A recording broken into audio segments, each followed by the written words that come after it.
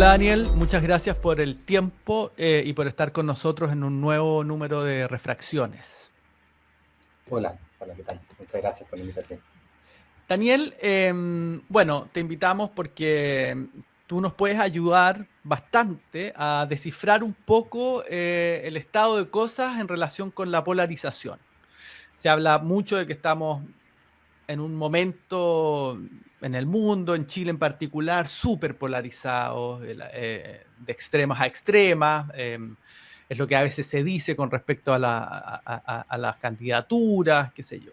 Pero la primera pregunta es, me gustaría hacer como un diagnóstico si es así, si estamos en un momento de extrema polarización o hemos estado siempre así o pasa por periodos.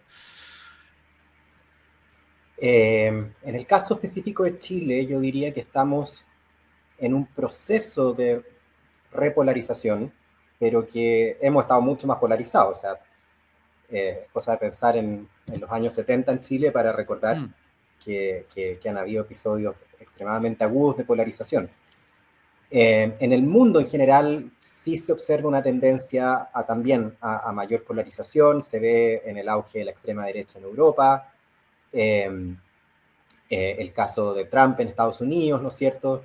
Estados Unidos, que siempre fue una democracia, bueno, siempre ha sido como paradigmática, ¿no es cierto? Estados mm. Unidos, y tendía a ser hasta décadas atrás un caso de muy baja polarización, y ellos han tenido un proceso eh, lento pero largo y hasta alturas ya considerable de polarización. Entonces, mirado en perspectiva comparada, yo diría que Chile está lejos de ser uno de los casos de mayor polarización en este momento.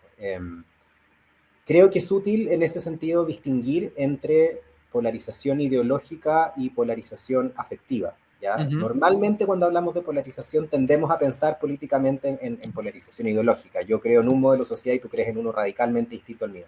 claro. Eh, y curiosamente, si tú le preguntas a los chilenos sobre esas cosas en las encuestas, sobre, no sé, cuánto Estado, cuánto mercado, cuánta desigualdad es tolerable, las preguntas típicas que hace el Centro de Estudios Públicos, ¿no es cierto? Como entre cuánto prioridad darle como al orden público versus a las libertades individuales y que la gente se ponga en una escala. Su ideología de 0 a 10, ponte en esta escala.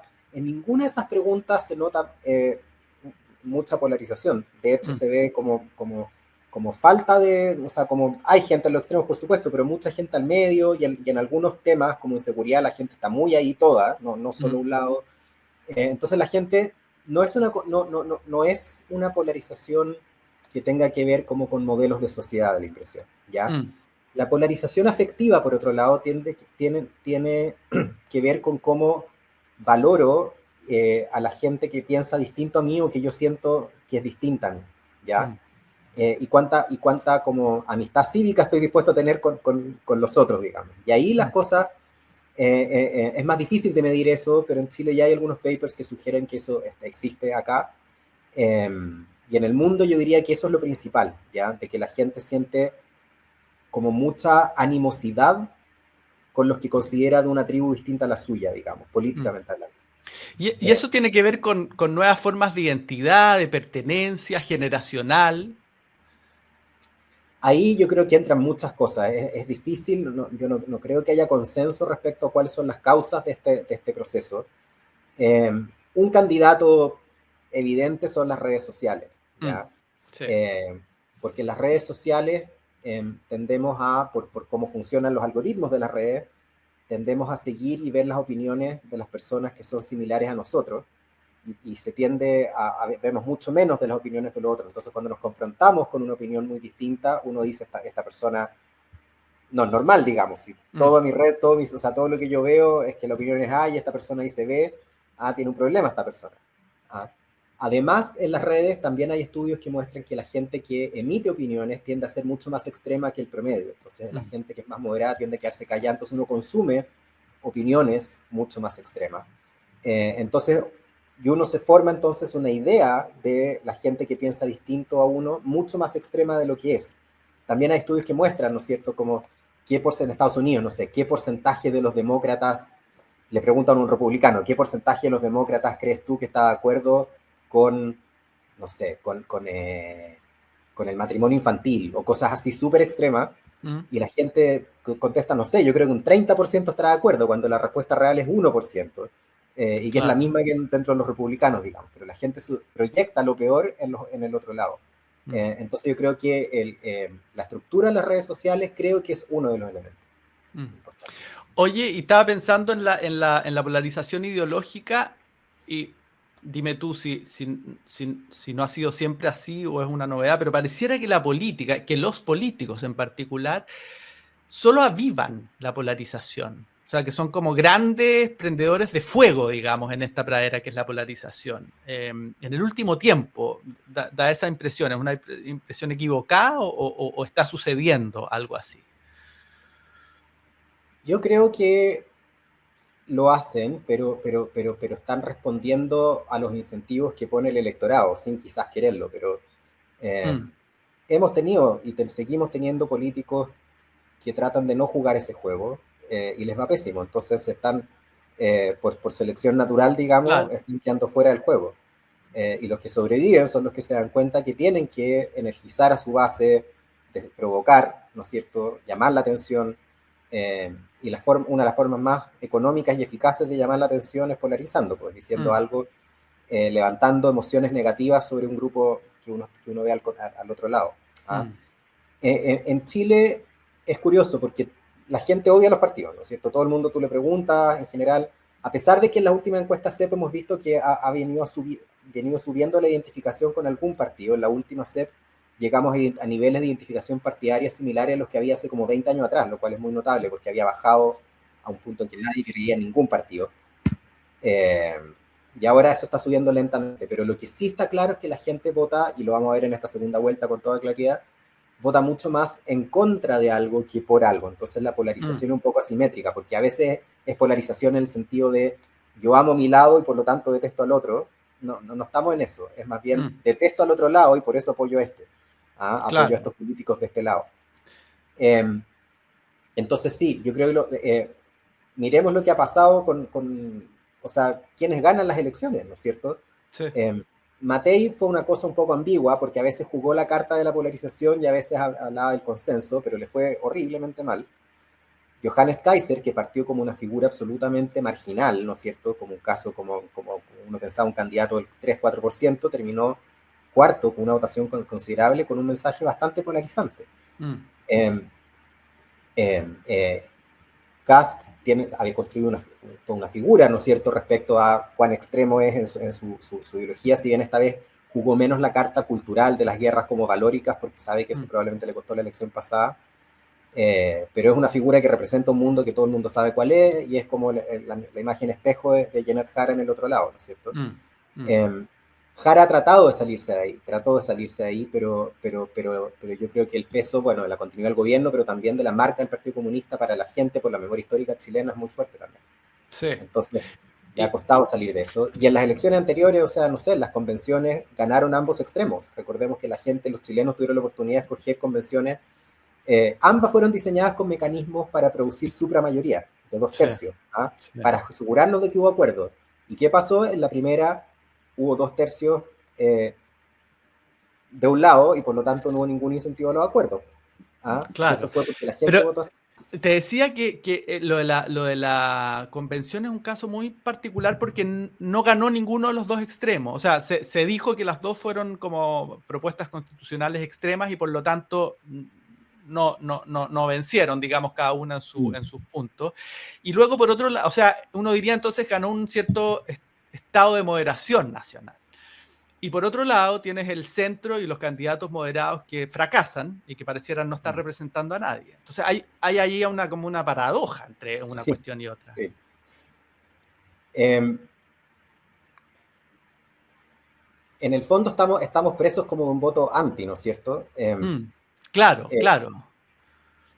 Nos ha costado mucho construir mayorías estables sobre algo propositivo, como que estamos rechazando todo. Han habido rotaciones, o sea, el incumbente no se ha reelegido en Chile como presidente desde el año el 2006, cuando ganó Bachelet, ¿no es cierto? Después el 2010 ganó Piñera, y desde ahí que hemos estado en un ciclo eterno de que gana el otro.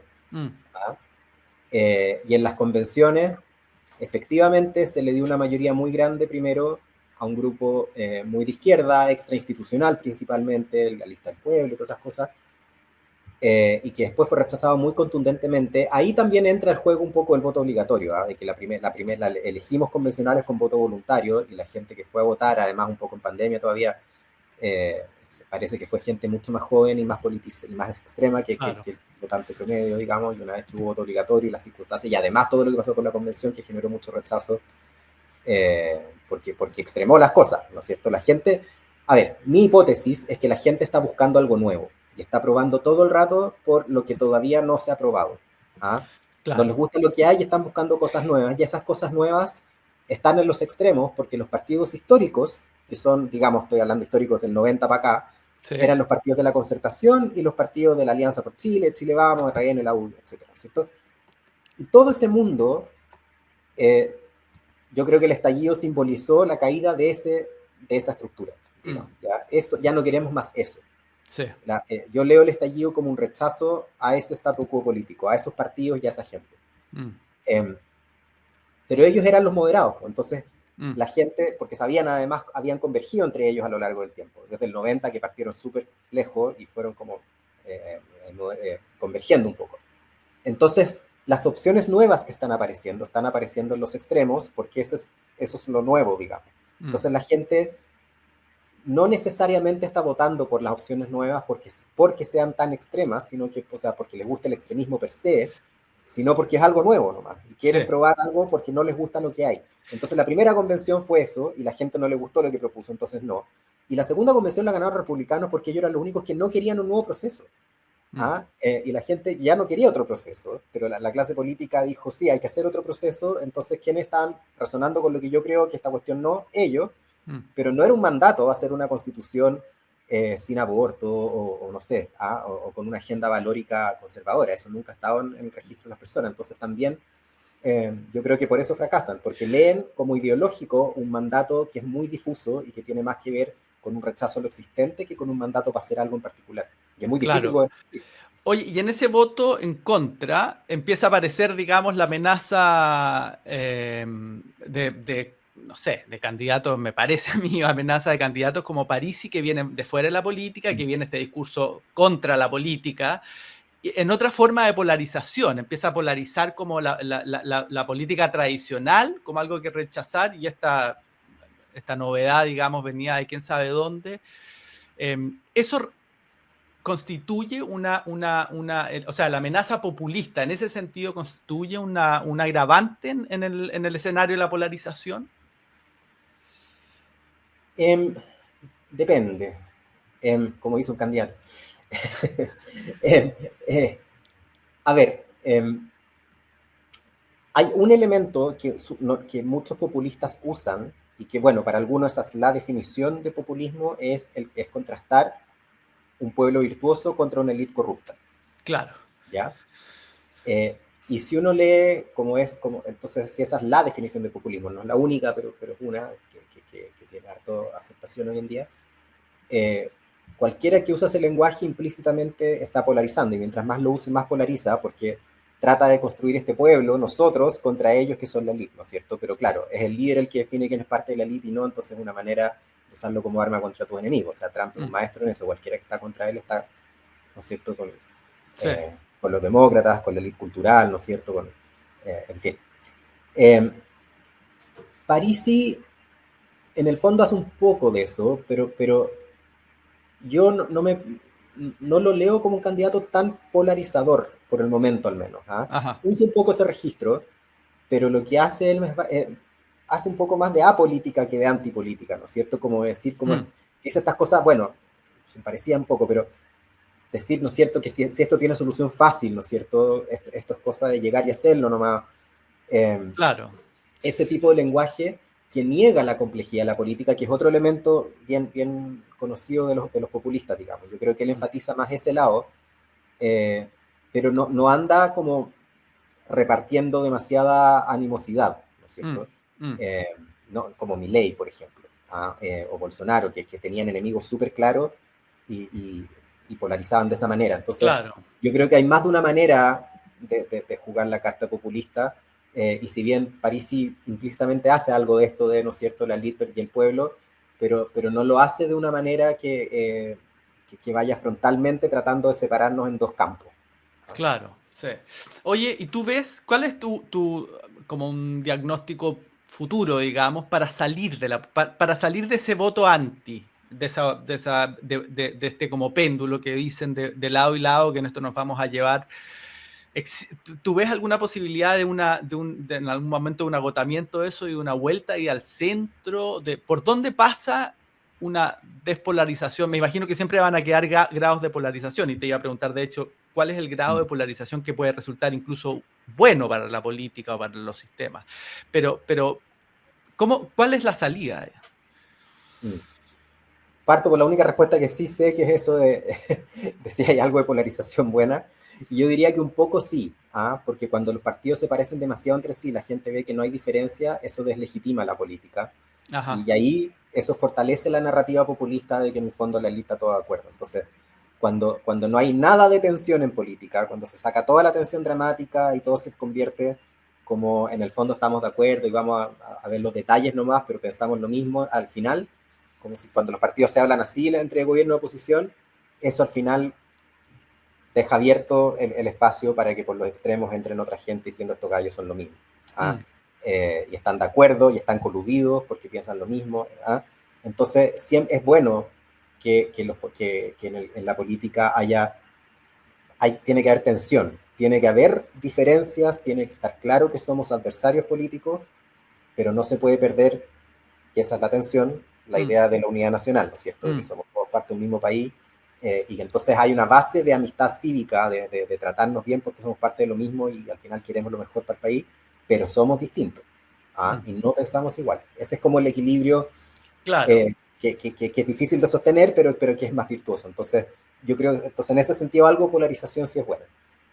Respecto a qué va a pasar en el futuro, bueno, es tan difícil, ¿no es cierto? Pero si uno lo mira históricamente, la política siempre pasa por periodos, ¿no es cierto? Pero que a veces duran décadas, de momentos de mayor polarización, como fue la Guerra Fría, por ejemplo. Después vinieron décadas en que todo el mundo pareció que, no sé, que algo así como la tercera vía, que era parecía el fin de la historia, ¿no es cierto? Sí. Eh, y de repente estamos en un mundo en que de nuevo el futuro está abierto, ya no está claro a cuál modelo de sociedad vamos a seguir. Eh, entonces, yo creo que sí, en algún momento vamos a llegar a un nuevo equilibrio y va a ser un momento de menos polarización. Yo creo que esto viene en ola. Pero cómo salir de ahí o cómo llegar más rápido a eso es más difícil decir. Yo creo que necesitamos entender mucho mejor si efectivamente algo así como las redes sociales, por ejemplo, y la manera en que la gente se está vinculando con la política hoy día desde la tecnología, desde el día a día, Mm. si eso está alimentando tanto la polarización o no. Y si es que Sí. pudiéramos, no sé, cambiar los algoritmos, por ejemplo, para que la gente consumiera noticias más mezcladas, algo así, si eso ayudaría o no. Yo creo que necesitamos entender mucho mejor eso. Y lo otro, ya bajando a Chile, yo creo que al final, creo que lo importante, o sea, es ver si es que los partidos nuevos que están surgiendo logran estabilizarse y construir alguna base de apoyo más duradera. Estoy pensando en republicanos ahora, que Kast es el favorito, si es que ganara, si es que logran construir una base. El Frente Amplio en parte lo hizo, pero se quedó con una base un poco chica, ¿no es cierto? O sea, el Frente Mm. Amplio, digo, y los comunistas, etcétera, o sea, es un 30% lo que ha apoyado a Boric de manera sostenida. Pero en el fondo yo creo que esto da la impresión que estamos viviendo un momento de reemplazo en el sistema político, donde los partidos antiguos de centro izquierda y centro derecha en ambos lados están siendo reemplazados por versiones más extremas, porque eso les da legitimidad, porque no son parte de los que gobernaron y decimos las cosas como son, porque esa es una manera de significar que no eres parte de esa colusión. Claro, claro. Entonces eso te da legitimidad. Pero una vez que tengan la hegemonía en cada sector, si es que la llegan a tener, yo creo que inevitablemente van a volver a converger un poco. Mm. Es un reemplazo de una izquierda por otra izquierda y una derecha por otra derecha, y una vez que ya hayan ganado la hegemonía en su sector, ya tienen menos incentivos para polarizar. Porque ahora Claro. parte de la polarización dentro de cada sector es porque le tienes que ganar a los otros. Mm. O sea, ¿qué piensas al respecto de que O sea, pareciera ser que la polarización, digamos, es más fácil de resolver cuando efectivamente son dos polos. O sea, cuando son, digamos, demócratas y republicanos o qué sé yo. Y lo que nosotros teníamos antes como binominal. Pero da la impresión, puede que esté equivocado, pero da la impresión de que la polarización ahora es una cuestión aún más fragmentada, porque no son solo dos polos, sino que estamos como seguramente está mal dicha la palabra en ese caso, porque no es polarización, pero es como que estuviéramos polarizados o estuviera la política polarizada en varios polos, lo que hace muy, muy difícil converger, digamos. Hay una teoría antigua en ciencia política de los años 70 de Giovanni Sartori, que fue como uno de los padres fundadores de todo esto, que sí vincula fragmentación con polarización. ¿Ah? Ajá. Vincula que los sistemas políticos más fragmentados tienden a ser también más polarizados porque hay que ocupar todos los nichos del espectro. En cambio, cuando son dos partidos, la teoría nos decía que convergen en el votante mediano, en la persona que está al medio y una persona razonable, ¿no es cierto? No sé si eso no está, o sea, al final hay tanta diversidad que quizás hay algo de eso, pero si uno mira a Estados Unidos hoy día, que son dos partidos y no podría estar más polarizado, uno se da cuenta que esta idea de que los partidos convergen en votante mediano no necesariamente es así. ¿Ah? Yo creo que esto se vincula mucho con creo, un número anterior que hicieron, el que vi en la web, que era de identidad, ¿no es cierto? Aquí las identidades sociales son fundamentales. ¿Ah? Sí. Lo que pasa en Estados Unidos es que ser demócrata y ser republicano es parte de una identidad social completa. Totalmente. Y eso es lo más polarizante que hay, cuando las identidades sociales, en vez de estar entrecruzadas, se ponen como en silo, el choque entre los dos lados es total. ¿Ah? Y ahí, o sea, en la cuestión del votante mediano, vemos que tiene unos límites claros, digamos. O sea, que la gente cuando es parte de tu identidad y el otro el enemigo, se polariza. Chile, lo bueno que tiene, o sea, tenemos un problema porque cuando la gente no cree en los partidos y la política es muy difícil gobernar, como lo estamos viendo, es muy difícil construir un proyecto político de más largo plazo, pero por lo menos no tenemos eso, porque nadie siente su identidad política partidista como algo tan fundamental en su vida, ¿cierto? Sí, la identidad de ser de izquierda o ser de derecha tiene un poquito más de densidad que el partido particular que tú escojas, pero y la animadversión que tenemos nosotros se da a ese nivel, no a nivel del partido mismo, y por lo tanto no creo que tenga tanto con el sistema electoral, pero a ver, pero yendo al fondo, yo creo que sí, yo creo que el tema de tener en competencia dos izquierdas y dos derechas sí está fomentando la polarización. ¿Ah? Y creo que, pero al final, cuando los partidos tienen legitimidad, cuando los líderes políticos la gente les cree, les tienen legitimidad, entonces uno confía un poco en su juicio y en sus opciones, eso baja la polarización, porque cuando hay confianza, yo puedo negociar con el otro. Pero cuando la gente no cree en los partidos y no cree en los líderes, entonces la única manera de que la gente crea en mí es mostrando intensidad, mandando señales de que soy súper extremo. Entonces, yo creo que va más por ahí que por el sistema electoral solamente. Sí, totalmente. Me acordé con lo de las identidades. Yo vivo en Austin y Austin es la capital de Texas, que es un estado republicano, pero se dice sobre Austin que es the blueberry in the tomato soup. Que esa es como la identidad de Austin. Muchísimas gracias, Daniel, por el tiempo, por la conversación. Ha sido una muy buena, aclaratoria y útil conversación sobre este fenómeno, que más que un fenómeno ya, como pareciera como una constante ahora. Un fenómeno que tiene para rato. Que tiene para rato. Muchas gracias, Daniel. Gracias. Chao.